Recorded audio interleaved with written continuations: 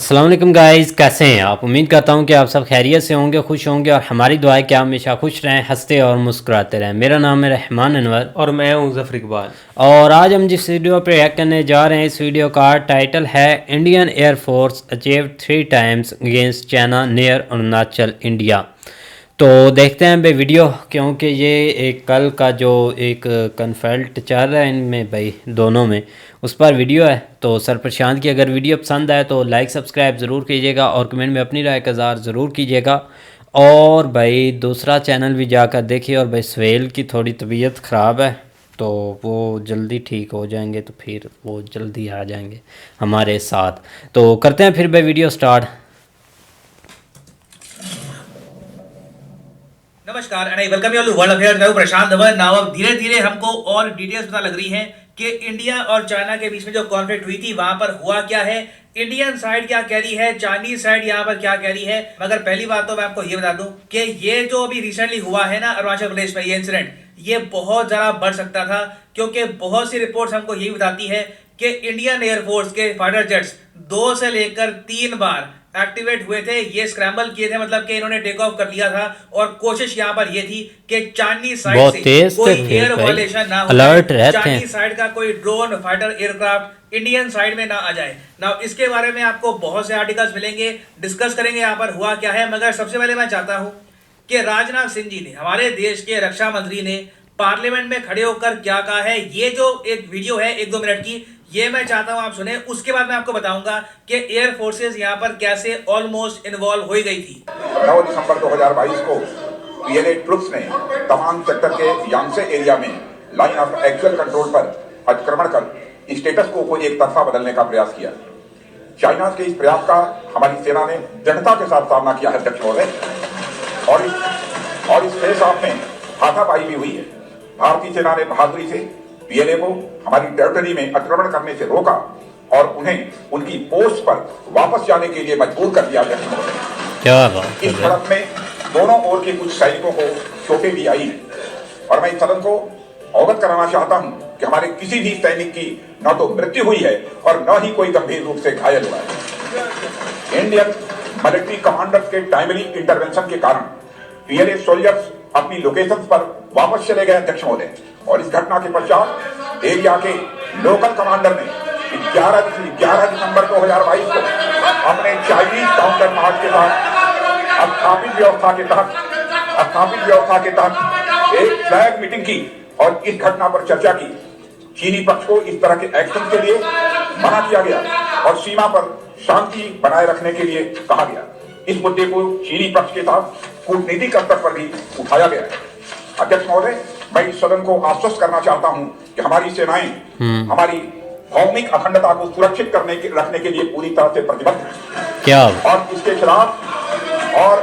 इसके खिलाफ किसी भी प्रयास को रोकने के लिए सदैव तत्पर है हमारी भारत की सेना।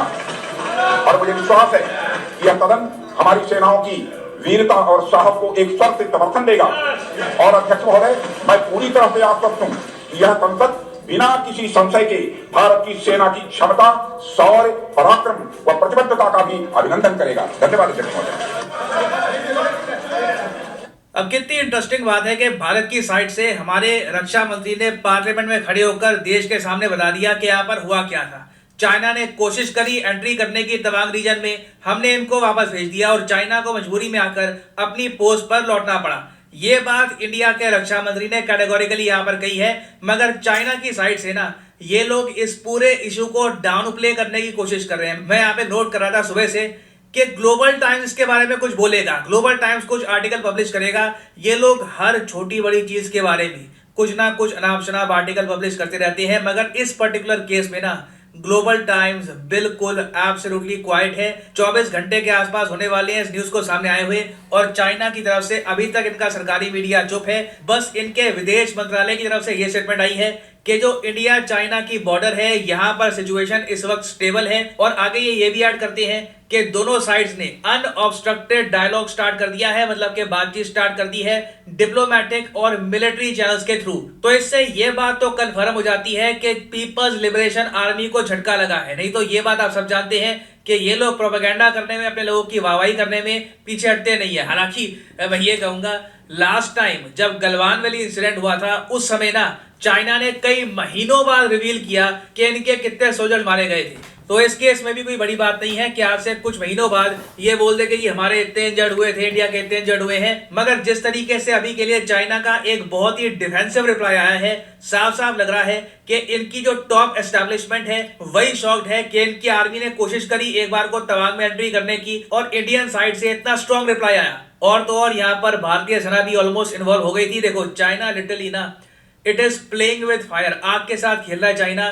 चाइना बार बार क्या कर रहा है कि लाइन ऑफ एक्चुअल कंट्रोल के बिल्कुल पास से गुजार रहा है अपने ड्रोन। नाउ इंडिया की पोजीशन अभी के लिए ये है कि लाइन ऑफ एक्चुअल कंट्रोल के बिल्कुल पास से अगर कोई चाइना का ड्रोन जाता है तो उसके अगेंस्ट हम कुछ नहीं करेंगे। मगर हमें अगर आशंका हो गई कि चाइना का एक ड्रोन इंडियन साइड की तरफ आ रहा है, आना तो दूर की बात है, हमें उसकी जो ट्रैजेक्टरी है ना वही दिख गई कि ये तो सीधा हमारी तरफ बढ़ रहा है, ये यू टर्न नहीं लेने वाला, तो उसी वक्त हमारी एयरफोर्स हो जाएगी एक्टिवेट। और ये हमने देखा, चाइना के एक दो ड्रोन्स बिल्कुल इंडिया की तरफ आ रहे थे और इंडियन एयरफोर्स के जेट्स एक्टिव हो गए और दूर से ही चाइना को ये हमने बता दिया कि एयर वायलेशन करना दूर की बात है, इसके बारे में सोच भी मत लेना, जैसे सोचोगे हमारी तरफ से एक्शन स्टार्ट हो जाएगा। तो ना सिर्फ हमारी लैंड फोर्सेस, जो एयरफोर्स ने भी रेडीनेस दिखाई है ना, ये देखकर चाइना शेल शॉक्ड है। इसलिए ना ग्लोबल टाइम्स ना चाइना की डिफेंस मिनिस्ट्री कोई बड़ी स्टेटमेंट दे रही है इसको लेकर। हर तरफ से चाइना डाउन प्ले करने की कोशिश कर रहा है इस इंसिडेंट को, और कोई बड़ी बात नहीं है। मैं लिटरली कहूंगा कि चाइना को यहाँ पर इतना ज्यादा एक पुशबैक मिला है कि हो सकता है कि लंबे समय तक ना अब चाइना इंडिया के अगेंस्ट कुछ भी करने की कोशिश ना करे, क्योंकि अब इनको ये मैसेज प्रॉपरली मिल चुका है, Indian side is well prepared. जो चाइनीज मिलिट्री है इनकी मेंटालिटी यही है कि जब तक ये फील नहीं कर पाते कि दुश्मन अब प्रॉपरली रेडी हो चुका है, तब तक ये एनिमी कंट्री को पुश करने की कोशिश करते हैं। मगर इंडिया ने अब क्लियरली इंडिकेट कर दिया चाइना को कि ना सिर्फ इंफ्रास्ट्रक्चर के हिसाब से, इवन सोल्जर मोराल के हिसाब से भी हम लोग तैयार हैं। और डेफिनेटली इंडिया कुछ ना कुछ इकोनॉमिक एक्शन भी लेगा चाइना के अगेंस्ट, लग रहा है। ऑलरेडी मैं देख रहा हूं कि अब ना देखो भारत में स्क्रूटनी हो रही है, लोग ना अच्छे से जांच पड़ताल कर रहे हैं कि हमारे यहाँ कितनी कंपनियां हैं, वहां पर चाइना की इन्वेस्टमेंट है, कितनी हमारी कंपनियां हैं, वहां पर चाइनीज डायरेक्टर्स आपको मिलेंगे। फॉर एग्जांपल मैं देख रहा था, हाल ही में ये आंकड़ा सामने आया है कि इंडिया में टोटल 3560 कंपनीज हैं जहां पर आपको चाइनीज डायरेक्टर्स मिलेंगे। मतलब कि कहीं ना कहीं चाइना का निवेश है, चाइना की इन्वॉल्वमेंट आपको मिलेगी इन कंपनीज में। और इंडिया की जो स्ट्रॉन्ग ग्रोथ है ना, इससे आकर्षित होकर बहुत से चाइनीज इन्वेस्टर्स चाहेंगे कि इंडिया में निवेश करें। मगर डेफिनेटली इंडिया ये कोशिश करेगा कि चाइना की जो इस टाइप की इन्वेस्टमेंट्स है हमारी कंपनीज में, ये रेस्ट्रिक्टेड हो, हमारी जो ग्रोथ है उसका फायदा चाइना के इन्वेस्टर्स ना उठा पाए। अब खैर ये तो हमने बात करी है कंपनियों की। हमारे जो गृह मंत्री हैं अमित शाह जी, इन्होंने ये बात बोली है कि चाइना की कोशिश थी कि हमारे एरिया में घुसे मगर उनको वापस भेज दिया गया। उसके अलावा इन्होंने ये भी ऐड किया कि चाइना की आज के समय डोनेशंस बहुत ज्यादा बढ़ गई है राजीव गांधी फाउंडेशन को। तो आप कह लीजिए ये डोमेस्टिक पॉलिटिक्स का पार्ट है। एक तरफ कांग्रेस पार्टी इशू रेस कर रही है चाइनीज इनकर्शन का, और ये लोग कह रहे हैं कि करंट गवर्नमेंट चाइना के अगेंस्ट सख्त एक्शन नहीं ले रहे। मेरा जो रूलिंग पार्टी है वो यहाँ पर कह रही है कि कांग्रेस पार्टी से जुड़ी हुई जो फाउंडेशन है इसको मिल रही है चाइनीज डोनेशन। अब वैसे ये बात मैं क्लियर कर दूं कि अमित शाह जी ने ये बोला है कि 2005 और 2007 के बीच में जो राजीव गांधी फाउंडेशन है उसको ग्रांट होता है कि मतलब फ्री का पैसा ग्रांट मिला था 1.35 करोड़ रुपीस का। तो अमाउंट मैं कहूंगा कि बहुत ज्यादा बड़ा नहीं है और ये अमाउंट काफी टाइम पहले आया था। मगर फ्यूचर में ऑब्वियसली हमें इंश्योर करना होगा कि चाइनीज डोनेशंस को भी हम रिस्ट्रिक्ट करें, क्योंकि चाइना कोशिश कर सकता है कि डोनेशंस के थ्रू इंडिया में बहुत सारे ग्रुप्स हैं, बहुत सारे संगठन हैं, उनको इन्फ्लुएंस करे।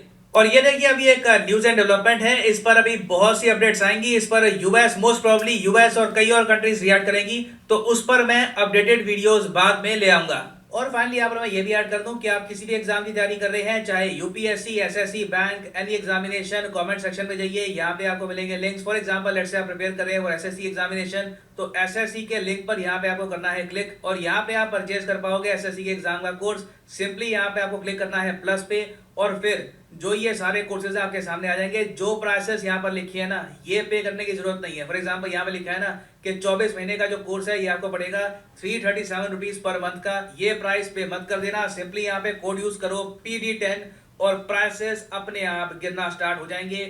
You will be able to save a lot of money, so use the promo code PD10 and save money. So इसी नोट के साथ ये है वीडियो का अंत। Thank you for listening and as always God bless you all.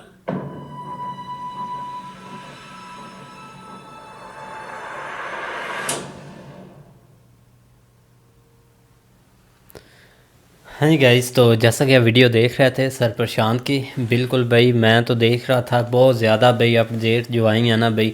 हमने रात को वीडियो बनाई थी ना भाई, उसके बाद दूसरी जो वीडियो हमने बनाई है वो सुबह ही हमने बनाई थी। तो हमने देखा भाई उसके बाद काफ़ी अपडेट आई है, बहुत ज़्यादा चाइनीज़ जो हैं वो आगे आने की कोशिश कर रहे थे।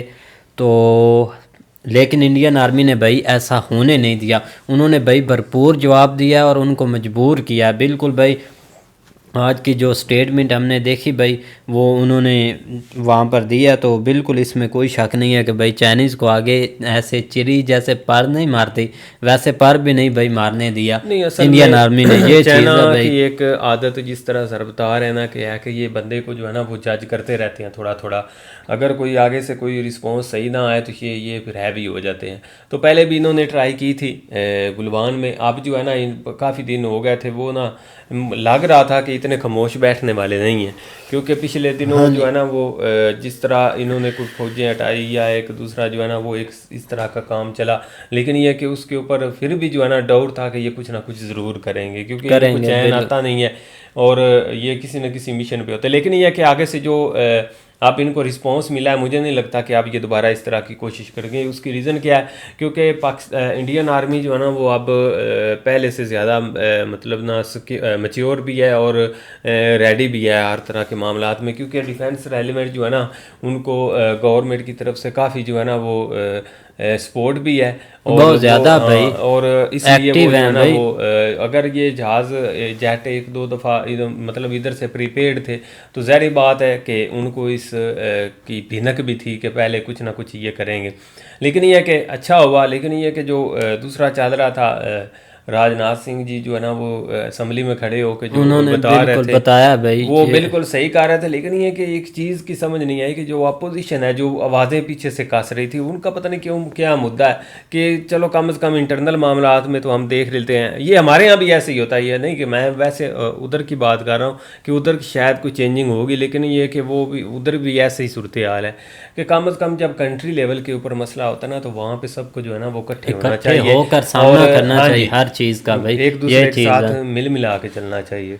बिल्कुल वो मिल मिला कर नहीं चलते, वो देख रहे होते हैं कि बस भाई हमारी आए ये है कि हर कोई भाई पीछे से रोला डाला हुआ है बहुत ज़्यादा। ठीक है, आप जो ठीक है अपोजिशन में है जो भी है, लेकिन ये कि अपोजिशन के मामलात होते हैं इंटरनल कंट्री लेवल के अंदर।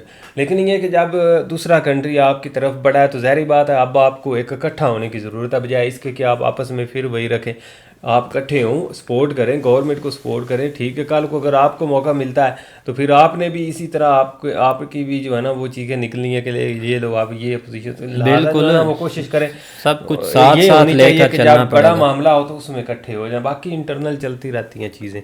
बिल्कुल भाई। अब ये है कि अब कुछ इलेक्शन वगैरह हों या सीटें वाइटें भाई जीतनी हो तो फिर तो चलो ठीक है, ये जी इनका अपना मसला है तो इसमें जितना रौला डालें। अब ये है कि वहाँ पर भाई एक फ़ाइट चल रही है या ख़त्म हो चुकी है या हुई है या जो भी उसके पीछे जो भी रीज़न है, आपको उनका जवाब देना चाहिए, आपको उनके पीछे लगना चाहिए। आप जो आपकी गवर्नमेंट है भाई उसके ही पीछे लगे हुए हैं।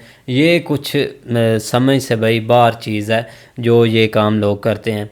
खैर भाई, अब ये है कि बहुत अच्छी बात है भाई, इंडियन आर्मी ने बहुत अच्छा उनको भाई जवाब दिया, बहुत ज़्यादा ही अच्छा। और इस चीज़ की भाई काफ़ी खुशी भी हो रही है। हमने देखी भाई वीडियोस काफ़ी देखी हैं और भी काफ़ी कुछ इसके बारे आर्टिकल भी थे, अपडेट कर भी रहे हैं। रात को भी उन्होंने अच्छी तरह अपडेट, क्योंकि बहुत डाउट था कि क्या हो गया, लेकिन अब उन्होंने एक नई खबर दी है और ये 1-2 दिन तक ये चलता ही रहना है। बिल्कुल तो भाई, हम और भी पता अपडेट रहेंगे जो और आने वाले दिनों में भाई चाइना खुद ही बता देगा क्या हुआ है क्या नहीं, क्योंकि वो एक बार खुद खामोश हैं, क्योंकि उनकी जो बड़ी वेबसाइट है उसने कुछ नहीं भाई छापा हुआ, ग्लोबल टाइम्स ऐसे उसका नाम है। तो खैर भाई, उम्मीद करते हैं कि गाइज आपको वीडियो पसंद आएगी। अगर पसंद आए तो लाइक सब्सक्राइब ज़रूर कीजिएगा और कमेंट में अपनी राय का इज़हार ज़रूर कीजिएगा।